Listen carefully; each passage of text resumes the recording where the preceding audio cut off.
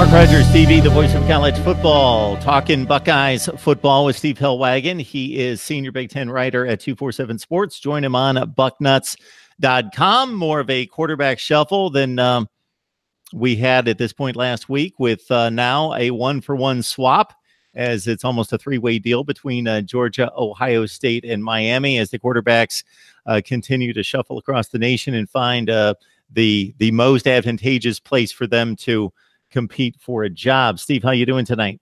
I'm doing great, Mark. What's going on? Not too much. Trying to keep track of this transfer portal. This has become like the term in college football these days, is this transfer portal. We've all had to become accustomed to what it all means. Yeah, I agree. I think it's taken on a new significance, I guess, here in 2019. And really, it's kind of formalized what has been always kind of a backroom type process of a player reaching out and trying to get his own school to release him and all these other things. It really kind of formalizes the process and makes it kind of streamlines it and lets colleges know which players in particular are interested in changing. Schools that have a sudden need, let's say they had an outstanding offensive lineman or two that went to the professional ranks. Now they can go straight to this database and pluck off the name of one or two people who they might be able to court as either a graduate transfer or a traditional transfer. And I don't know, I guess just makes it much more of a transient industry. Let's just say that at this point, with the way guys are changing teams, and the toothpaste is out of the tube now. And I think it's only going to continue to be like this going forward. Yeah, Steve, the pattern just continues to repeat itself over and over and over now, where if there suddenly turns out to be a particular quarterback who establishes themselves as the guy, one of the best in the nation, that next guy in line who had expectations of starting for 2 or 3 years is off for sure. Now, it just seems like it's almost an automatic with a lot of these guys. I don't know if there's just more of a glut of quarterbacks at high-profile programs today versus even 5 years ago. But if we go back 10 or 15 years, it just seemed as though if somebody established themselves as the quarterback, maybe a sophomore or junior, then they held the job for a couple of years, and the other guys were resigned to the fact that they were going to wait in line unless there was an injury or the starter really faltered. And I'm talking about the really elite programs.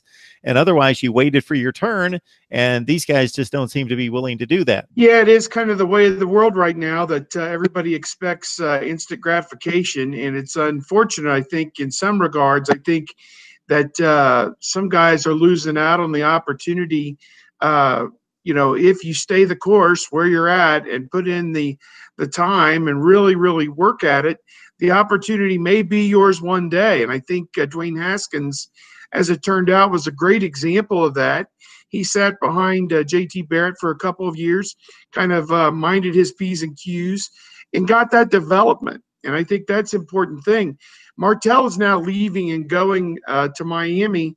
And the question is, he's going to walk in there sight unseen, and they're not going to know him, and he's not going to know them. And it's almost like he's starting over at square one. But, again, he is accomplished. He has played at least a few games, a little bit of activity with Ohio State. So there is a small body of work for him to work off of. But, and there were a lot of people critical of the way he kind of handled the situation, coming out at the Rose Bowl and saying, I'm not going to leave. This is my job, etc. I don't know if something happened in the interim, if he and Ryan Day, who's been his position coach for 2 full years and would have a full idea of what Tate Martell can and cannot do, whether they had a meeting of the minds and he came away from that unhappy with what he heard. I don't know. I guess we'll wait and see if anybody ever comments about what transpired here. Obviously, it's been a coaching change from Urban Meyer to Ryan Day, is now the head coach. And so the Buckeyes bringing in Justin Fields from Georgia as a transfer, and their hope is that he's obviously going to be immediately eligible because of circumstances that occurred at Georgia. And now Tate Martell is kind of taking his ball, and he kicked the tires a little bit with Louisville, West Virginia, and Miami. went down to Miami, made a visit there, and committed on the spot, basically, to Manny Diaz in Miami, the coach that they have there. But here's the thing: even if he's approved for immediate eligibility, they have a freshman, N'Kosi Perry, who played quite a bit this past year, and probably going into the offseason believing it's his job. So, the best case scenario is that he's eligible. I don't know that he's got a leg to stand on in that regard. I think that more likely he'll sit out a year and be eligible in 2020.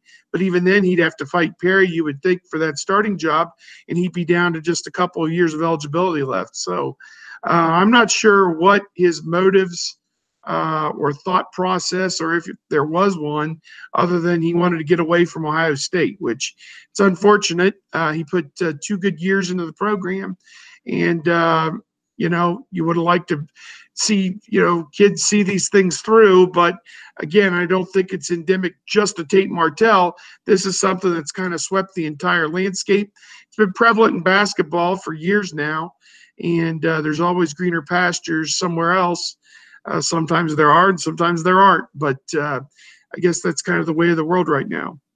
We talk a lot of Miami football. Mark Rogers TV, the voice of college football. N'Kosi Perry, as you mentioned, Steve, played about half the time, as it was certainly a juggling act that Mark Richt had going in Miami between he and Malik Rocher this past season. Rocher, the senior, who faltered down the stretch the previous season, but was handed the job or won the job coming out of camp, and then he faltered against LSU, and within 2 or 3 weeks it was N'Kosi Perry's job, and back and forth and back and forth, and he had a decent season, completed just a little over 50% of his passes. But they also have a stud in Jaron Williams, who's a year behind Perry, that I'm sure expects to start as well. So it's going to be a 3-man race there with Martell. And I got to think Tate Martell obviously has also witnessed the emergence of Joe Burrow, who obviously went to a top flight program and was able to take the reins there at LSU.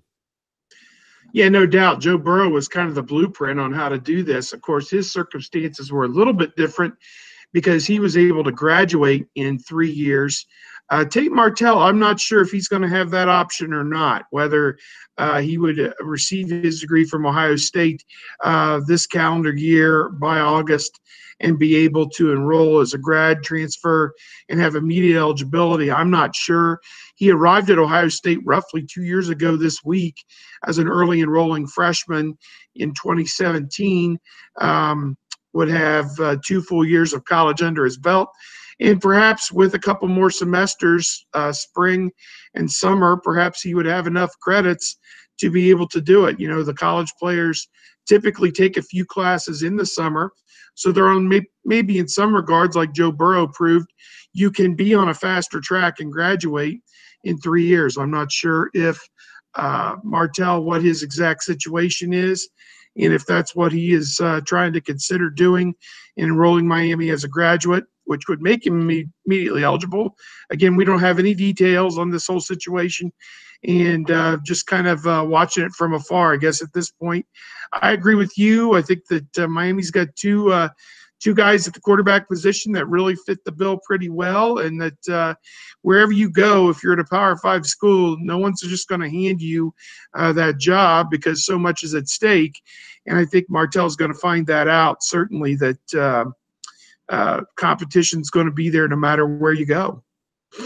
For as much as that's the case, that you're going to face some stiff competition, we recently saw Blake Barnett leave Alabama, where he started at least one game, and then he goes out to Arizona State. He can't wrestle the job away from the starter there, and then he finds himself at South Florida. He found 3 schools in the span of 3 years. So this is getting a bit ridiculous, but also keeps us all on our toes as to what's going to happen next. And of course, Jalen Hurts announced today that he's leaving Alabama for Oklahoma. That's an interesting one as well. Yeah. I mean, he was part of a championship team and played obviously in the championship game this past week or so for Alabama against Clemson, and is now headed to Oklahoma. And they lose Kyler Murray, and obviously are hopeful that Hurts or whoever it is at quarterback can help them win the Big 12 again and get back into the playoffs. So I think it's going to be again, another interesting year. And I don't know what to say. There's a hot stove league, I guess, for college football, and we're into it right now with all the guys jumping and moving from school to school and everything else that's happened. It's been pretty amazing just since the bowl games and the championship game were played. Yeah, this is the time of year things typically settle down, and I like to look for historical topics to break down, and positional groupings and all those other things, kind of evergreen material, as we call it. And I just haven't had much time to do that because we're chasing down all these stories concerning quarterbacks juggling their roles in their schools. Matthew Baldwin, for as much as you say, Steve, and it's certainly a great point, that if you show up on campus at a Power 5 school, you're going to have to battle for a job against a pretty good player or two. It would appear that Justin Fields, they're going to do everything possible. It would have to be a complete collapse for him not to be the starter. And what Matthew Baldwin would be the backup quarterback, most likely. Yeah, that's what it appears right now. He'd be one of two scholarship quarterbacks if things started now. I don't know if they're going to try to find a grad transfer of their own or some other method.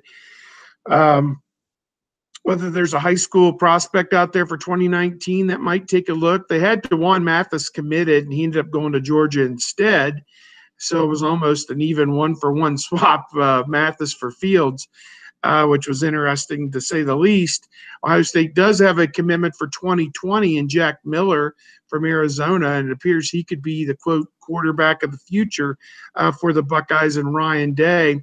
But Matthew Baldwin is a guy that Ryan Day went down to Texas, and they were looking to add a quarterback late in the process last year.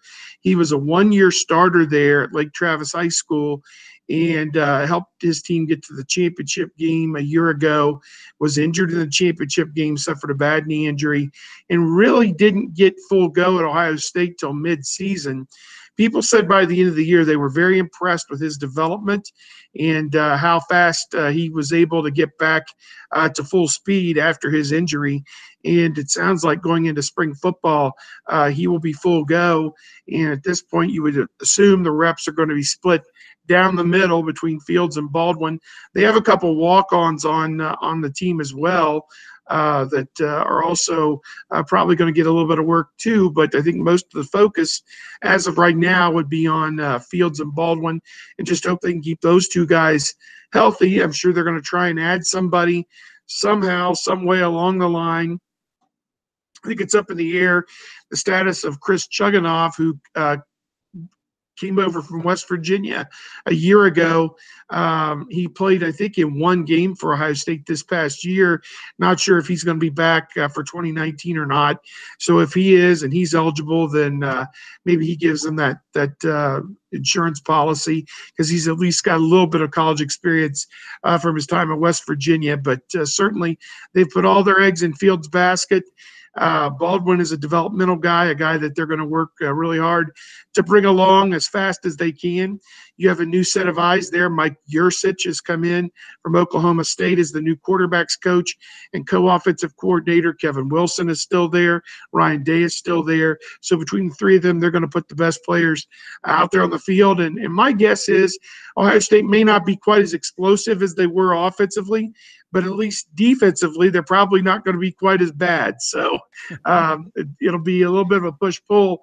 Coach Day really cleaned house on that defensive staff of the five guys. The only guy coming back is Larry Johnson, the outstanding defensive line coach and outstanding recruiter.